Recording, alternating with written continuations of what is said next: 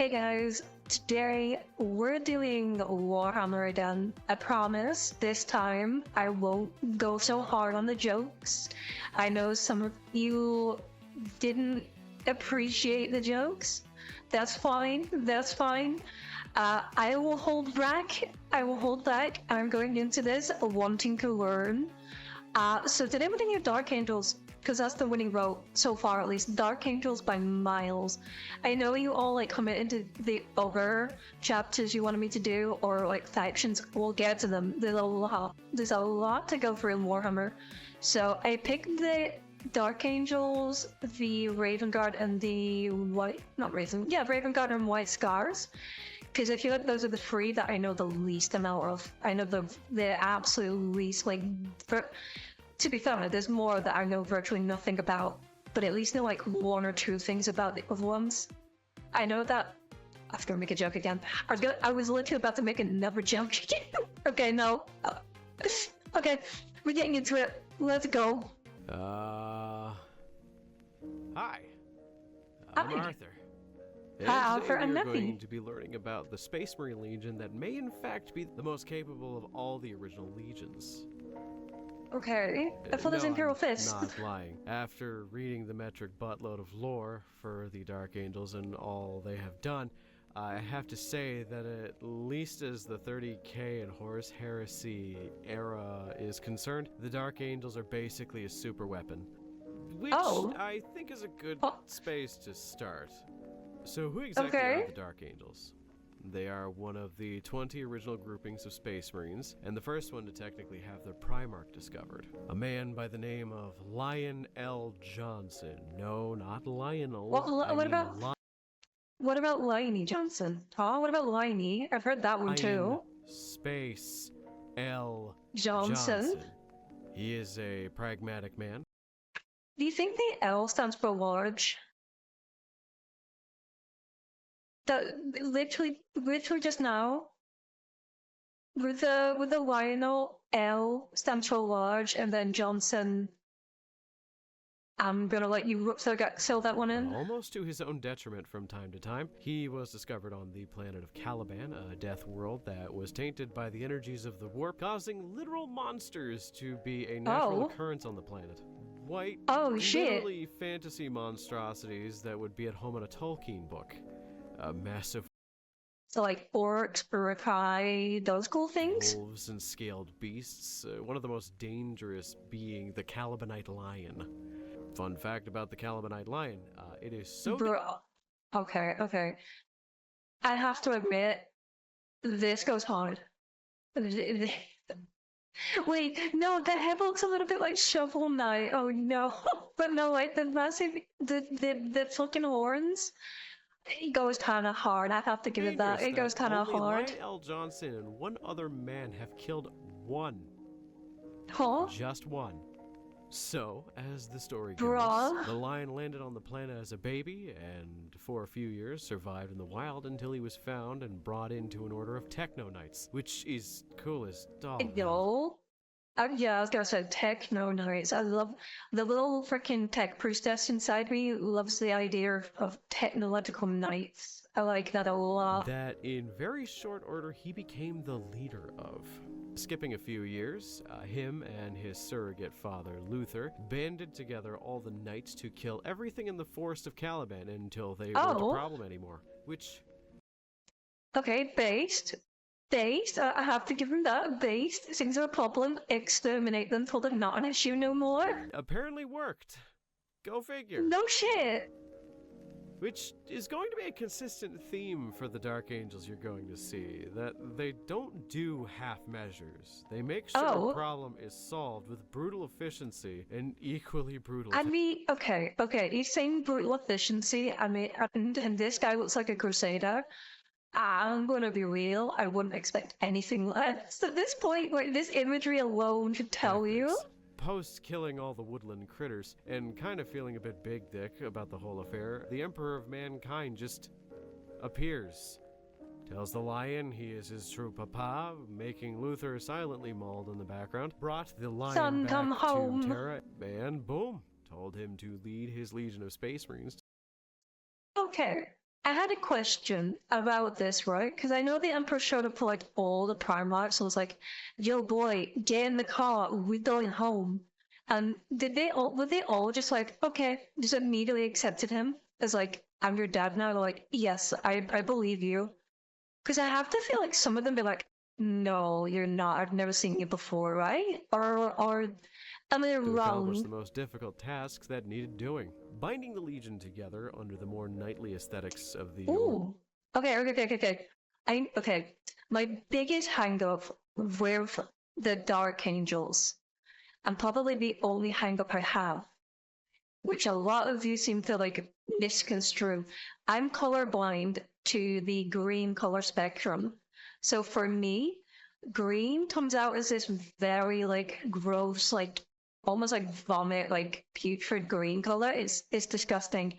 Unless it is incredibly vibrant, like fluorescent green, like really bright, vibrant green. So this is why I don't like the green. But this goes hard. I like this fucking black and white. This goes hard. on Caliban, actually making some of his order into pseudo Astartes, which is Wait, what? You can do that? an odd process. Essentially, because Space Marines have to be created from a young age, when you have people who are 20 plus, you can't really make them into full Space Marines. So the term half Astartes gets thrown around, where they're given as many of the This is an actual thing. Half a star is. I legit never knew that. augmentations and chemical treatments as possible, but not truly being a full Space Marine. I don't believe. So they're like the Project Orion Spartans in that case, then. For those that don't know, Project Orion was the Spartan program before the Spartan program, kind of like a test. Sergeant Johnson is part of Project Orion. Not a lot of people know. Kind of Spartan, but they're not quite Spartan yet. Like it was the first attempt at making them, and it failed. And then they tried again, and it succeeded. They have a progenoid, but it depends from person to person. So with the preamble out of the way, there is two major things you need.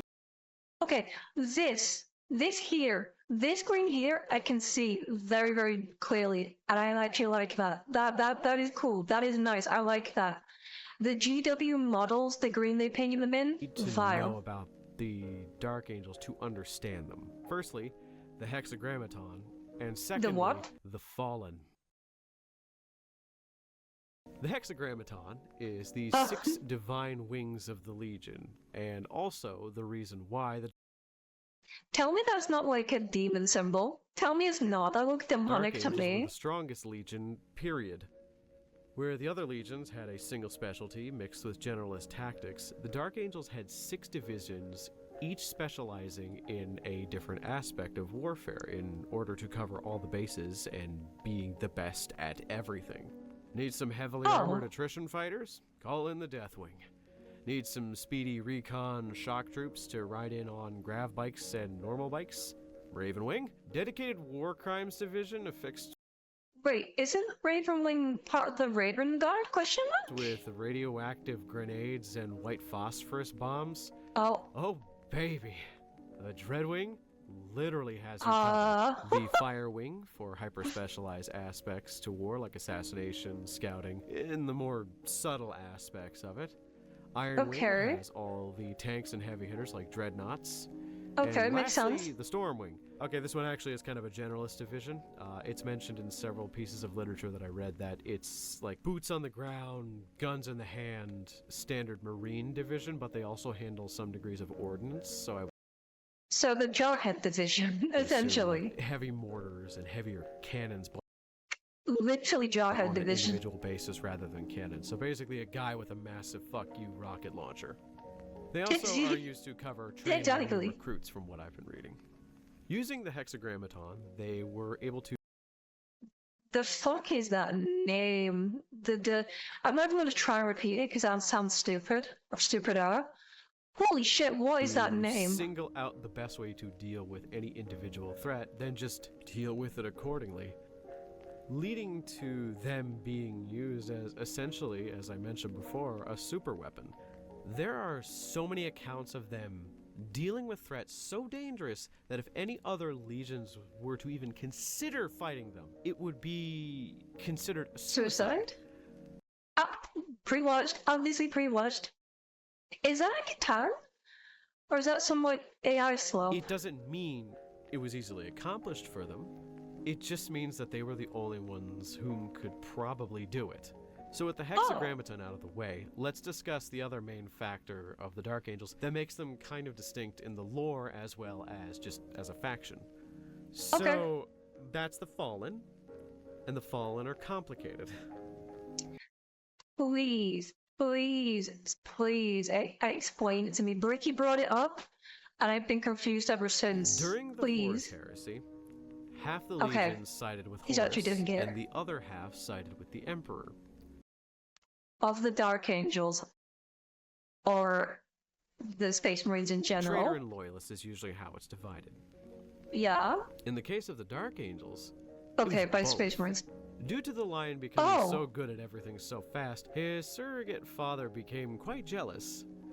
This jealousy ended up worming its way into his brain like a cancer and growing. Couple that with the fact that you had the forces of chaos whispering in his ears, and boom! He convinced about half the Legion that the Lion was a fucking moron, and they all abandoned the Dark Angels.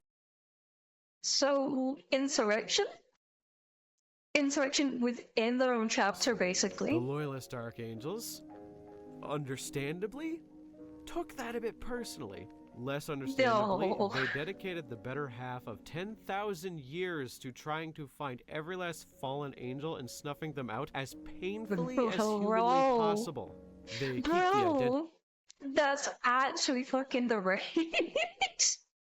Holy shit. Fallen, a complete secret to the majority of even their own legion, only the inner sanctums of the Dark Angels knowing anything about them. Because in the eyes of the Greater Imperium, the Dark Angels are incorruptible. So to have it be revealed that okay, so the Imperium believes that they're unbreakable, and then literally half of their chapter just went, you know what, no, we like spikes and horns now, get fucked.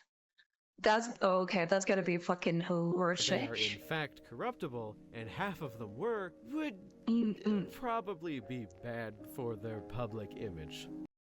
Okay, so that explains why they fucking don't talk about it, and no one outside of them knows about it. Interesting. And I mean, worse than routinely taking people and torturing them forever. Now all of that is the ancient history of the Dark Angels, and in modern day, things have shuffled around a little bit. To start, the Dark Angels, as they are now, are kind of Codex compliant, meaning they did dismantle the Hexagrammaton style of organization and formatted it into the 10-company command structure with a few tweaks, meaning they still kept some of the aspects of the Hexagrammaton intact. Alongside that, a lot of things that I've been reading have pointed to the fact that they only do the Codex compliant command structure just for appearances, so that they can have less suspicion directed to them about their goings on. The first so they're sneaky bastards too. I see. Company is basically the same as every other first company to every other chapter, where it is the elites, the veterans.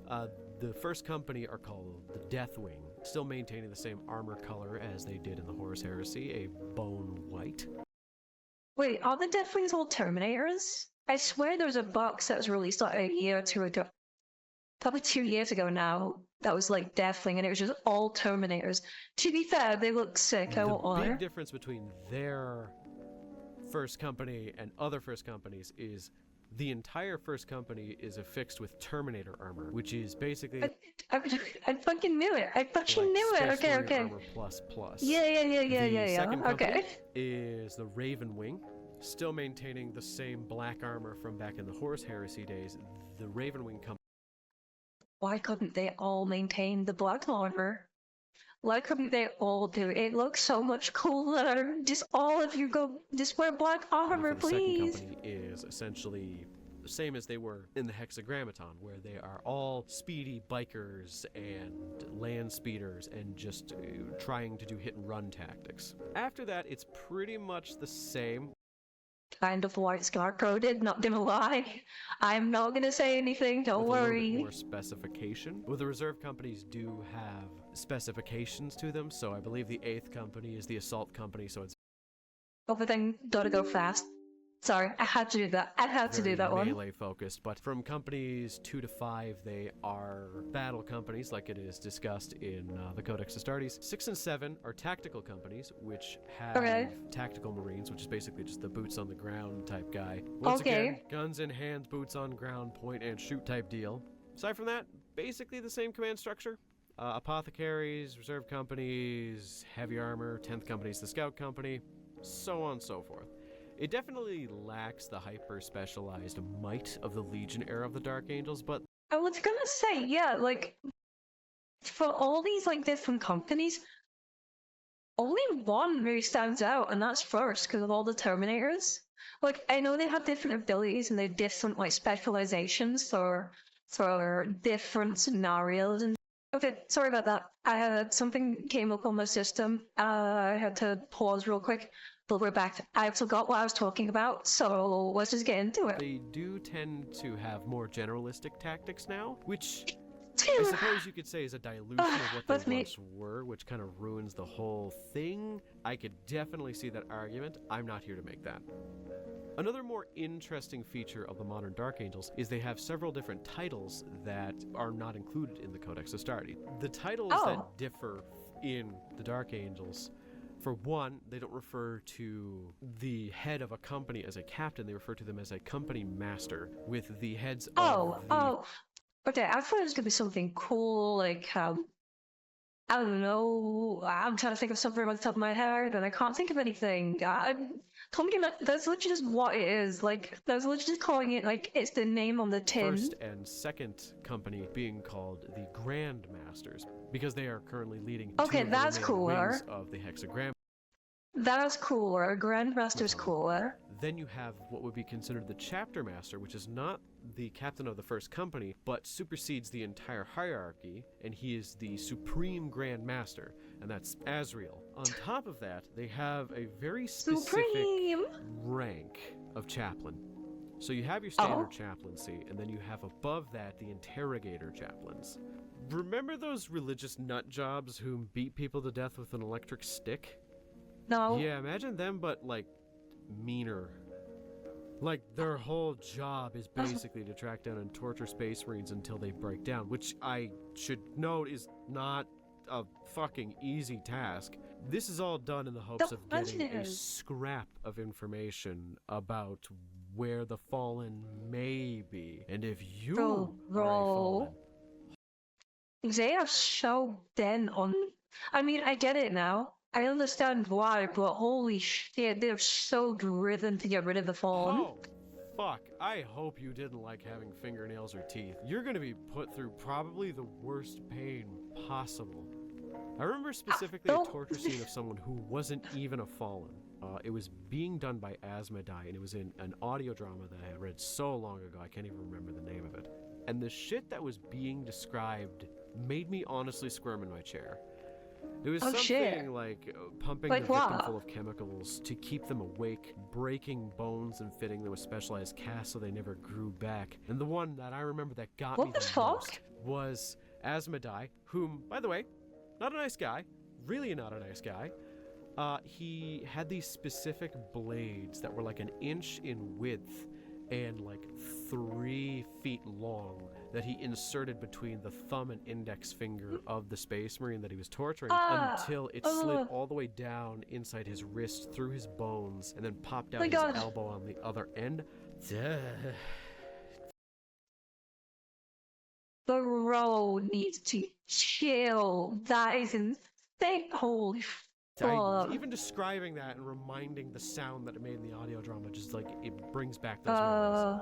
Asmodai is a bit of a meme outside of that, where he regularly speed runs getting promoted to head interrogator chaplain and then demoted for doing something too fucked up, which, by the way, Those shade does things too fucked up. Holy fuck. Just that one example is more than enough. The thumb forefinger thing, that wasn't too fucked up. That's just basic what he does.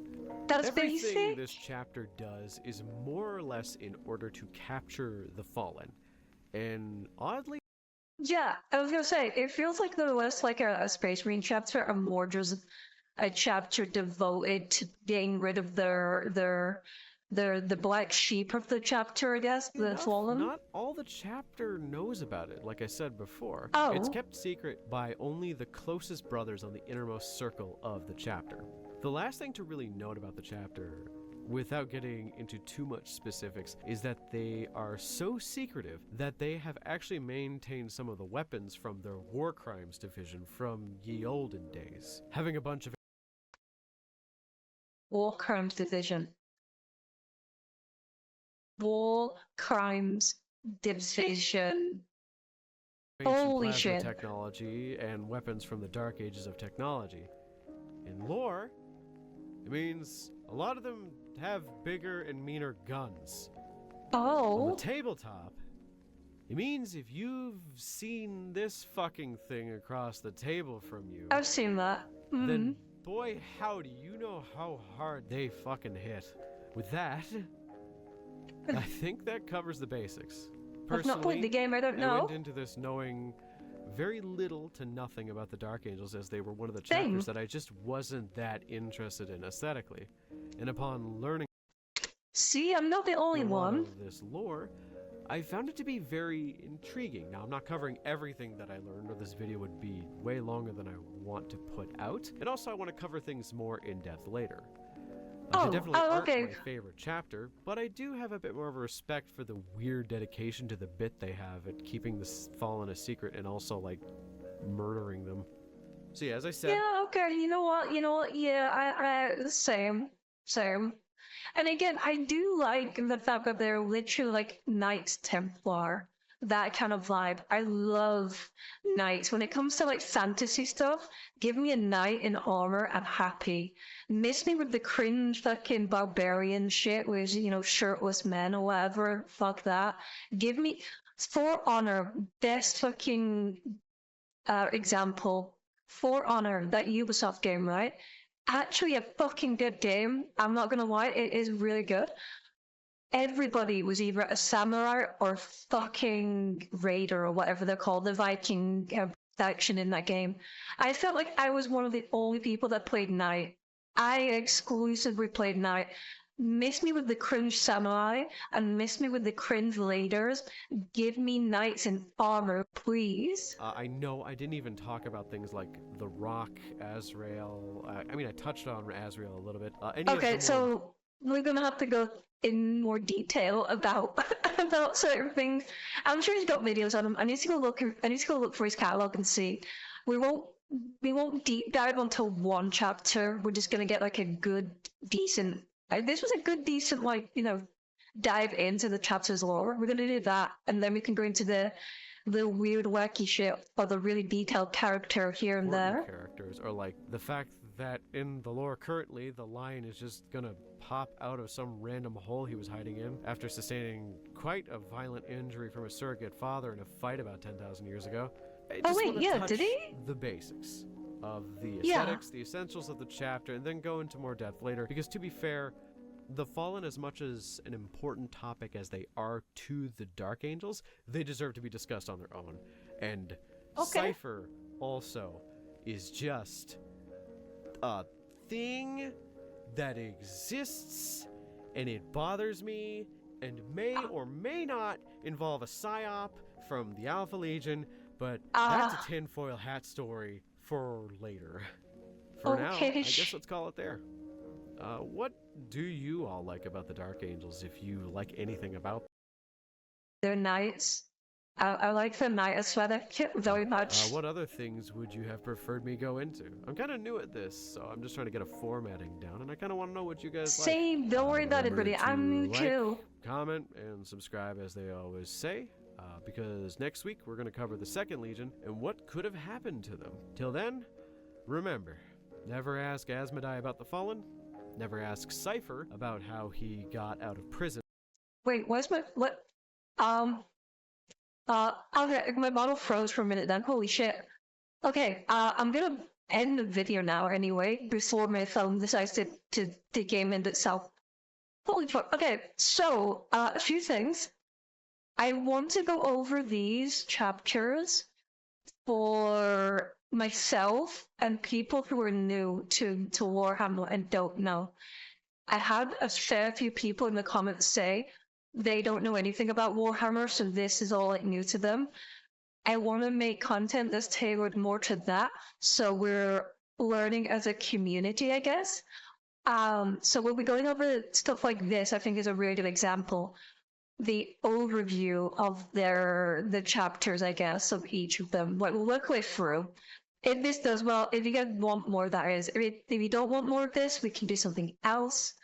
Regardless, I would love to know what you thought of today's video. I do read all the comments. I might not be able to get to every single one of them, but I try. I do read them all at the very least.